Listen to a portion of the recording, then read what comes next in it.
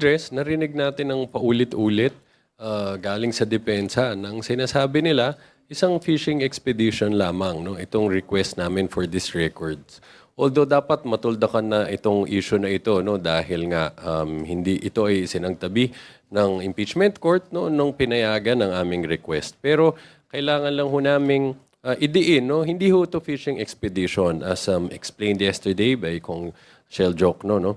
Maliwanag na hindi ito fishing expedition dahil mula pa lang sa simula, no, tukoy namin ano ang specific na mga accounts na gusto naming makita. No? Kapag ho kasi sinabing fishing expedition, ibig sabihin nito, wala kang basihan, no? At humihingi ka lang sa korte na, for example, tignan natin ang any bank accounts ng isang tao at umaasa ka lang na baka ka merong matalisod na ebidensya na pwede mong gamitin sa tao na yun. Dito napakalayo ho niya nang nangyari dahil alam naman natin, no, magmula dun sa naging testimonya at dokumentong present ng Executive Director ng AMLAC, nakita na ho doon yung financial transactions amounting to 6.7 billion ng Vice Presidente.